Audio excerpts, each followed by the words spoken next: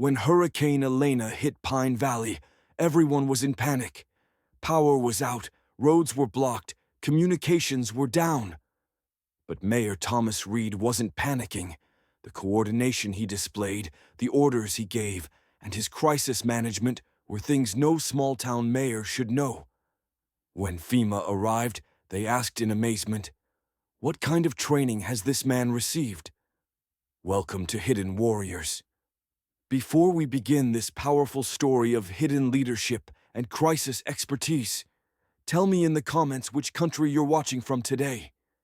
And if you believe stories like this deserve to be heard, hit that subscribe button and help us honor the skilled warriors hiding in plain sight. Pine Valley, North Carolina, population 4,200, was the kind of place where the biggest controversy was usually about the annual Christmas parade route. Thomas Reid had been mayor for 8 years, elected on a platform of fixing potholes and improving the town's modest tourism industry. At 55, Thomas was everything a small-town mayor should be. Approachable, patient, skilled at mediating disputes between neighbors over fence lines and noise complaints. He attended every school board meeting, ribbon cutting, and church pancake breakfast. His office door was always open, his handshake firm, his solutions practical. The townspeople saw Thomas as competent, but unremarkable. He'd moved to Pine Valley 12 years ago, bought a modest house on Maple Street, and gradually worked his way into local politics. His background was vague, something about government work in Washington, but nobody pressed for details. He was helpful, honest, and got things done. What residents noticed was Thomas's unusual organizational skills. Town meetings ran efficiently. Emergency response drills were more thorough than neighboring communities. The volunteer fire department received better training under his leadership. During minor crises, ice storms, small floods, Thomas seemed unusually calm and effective. "Thomas runs this place like a military operation," joked Bill Harper at the hardware store. "Everything has a backup plan and a backup for the backup plan." Bill didn't know how accurate that observation was. Thomas's house contained emergency supplies that went far beyond what any civilian would need. His basement had communication equipment, detailed maps of regional infrastructure, and contingency plans for scenarios most small-town mayors never considered. Late at night, Thomas would review weather patterns, study emergency management protocols, and update evacuation routes that he hoped would never be needed. His neighbors saw dedication to public service. Thomas knew it was muscle memory from years when poor planning meant people died. The nightmares had faded over the years, but Thomas still woke sometimes remembering convoy routes through hostile territory, refugee camps overwhelmed by displaced civilians, the weight of decisions that affected thousands of lives. He'd come to Pine Valley seeking the opposite, a place where the biggest emergency was a cat stuck in a tree. Until Hurricane Elena changed everything. The National Weather Service issued the first hurricane watch on a Tuesday morning. Elena was a Category 2 storm, expected to make landfall somewhere along the Carolina coast within 72 hours. For most small towns, this meant securing outdoor furniture and stocking up on bottled water. Thomas Reid saw it differently. Within an hour of the weather alert, Thomas had convened an emergency meeting of department heads. Police Chief Martinez, Fire Chief Watson, Public Works Director Collins, and Emergency Coordinator Sarah Kim gathered in the town hall conference room, expecting routine storm preparations.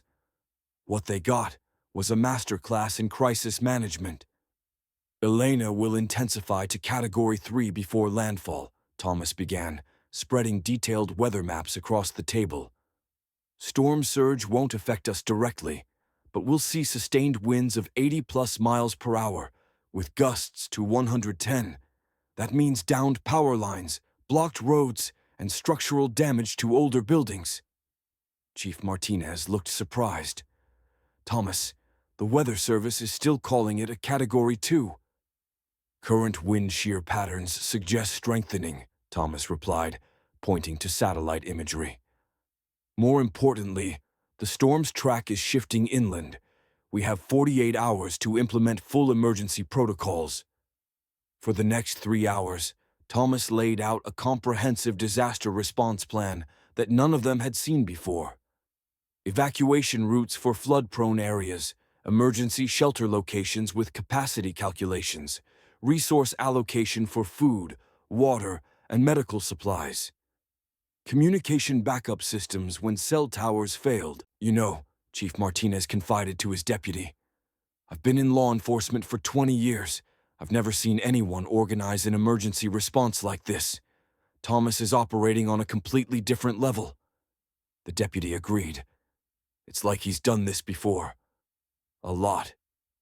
Neither of them knew that Thomas had done exactly this before, coordinating humanitarian operations in war zones where the margin for error was measured in lives lost. Elena made landfall Thursday at 3 a.m. as a Category 3 hurricane, exactly as Thomas had predicted. The emergency operations center that Thomas established in the town hall basement became the nerve center for Pine Valley's response. Multiple radio systems maintained contact with emergency personnel when cell towers failed. Backup generators kept critical systems running when the power grid collapsed. Thomas coordinated the response with military precision. Every resource was tracked, every personnel assignment had backup coverage. When trees blocked evacuation routes, crews were already positioned to clear them. When flooding threatened the elderly housing complex, buses were waiting to relocate residents. Lisa Martinez, working as a volunteer coordinator, watched Thomas manage the crisis with growing amazement. This wasn't the friendly mayor who attended her daughter's school plays. This was someone operating with the confidence of extensive training and experience. Thomas, Lisa called out during a brief lull, how do you know about storm surge calculations? I read a lot, Thomas replied, not looking up from his maps. But Lisa had been watching for hours. Thomas didn't consult manuals or reference guides. He issued orders based on knowledge that seemed to come from memory, not research. When FEMA's regional coordinator called for updates, Thomas provided situation reports using terminology that sounded distinctly military. The storm raged for 18 hours.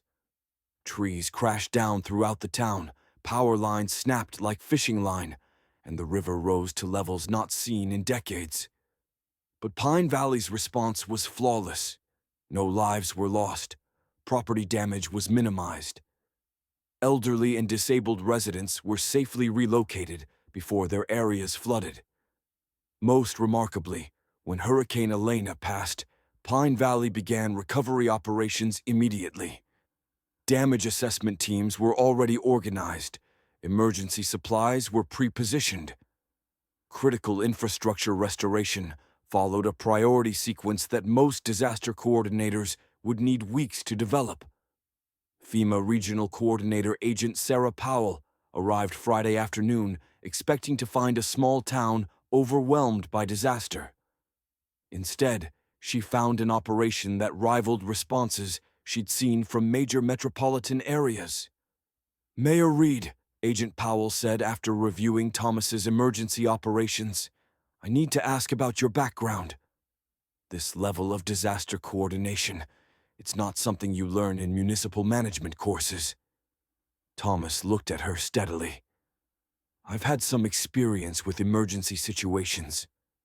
What kind of experience? Thomas hesitated, then made a decision that would end 8 years of carefully maintained anonymity.